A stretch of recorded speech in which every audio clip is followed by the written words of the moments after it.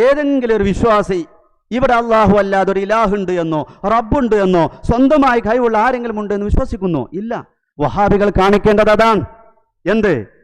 ഞങ്ങളുടെ ഇലാഹ് റബ്ബുകളല്ല എന്ന് പറഞ്ഞിട്ടുള്ള ഒരു മുശ്രിക്കിന് അള്ളാഹു മാത്രമാണ് റബ്ബ്, മറ്റുള്ള ദൈവങ്ങളെല്ലാം ഇലാഹുകൾ മാത്രമാണ് എന്നായിരുന്നു മക്ക മുശ്രിക്കുകളുടെ വിശ്വാസം എന്ന് ജൽപ്പിക്കുന്ന, ചരിത്രത്തിന് വിരുദ്ധമായി, പ്രമാണങ്ങൾക്ക് വിരുദ്ധമായി ജൽപ്പിക്കുന്ന വഹാബികൾ ഒരൊറ്റ ചരിത്ര രേഖ കാണിക്കണം, ആയത്തോ ഹദീത്തോ എന്തെങ്കിലും ഒരു എന്ത് ഈ ഇലാഹ് ഞങ്ങളുടെ ഇലാഹ് മാത്രമാണ്, റബ്ബല്ല, ഇത് ഞങ്ങളുടെ റബ്ബല്ല എന്ന് പറഞ്ഞ ഏതെങ്കിലും ഒരു മുശ്രിക്കുണ്ടോ?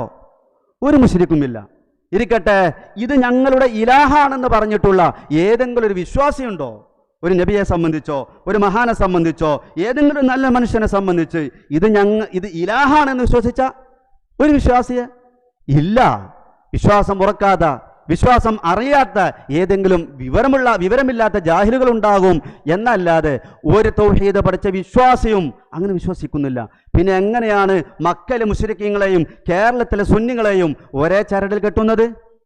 തീർത്തും അത് വഞ്ചനയാണ്, നിർലജ്ജമായി അവർ ഉന്നയിക്കുന്ന ആരോപണം മാത്രമാണ് എന്നുള്ളത് നമ്മൾ മനസ്സിലാക്കാതെ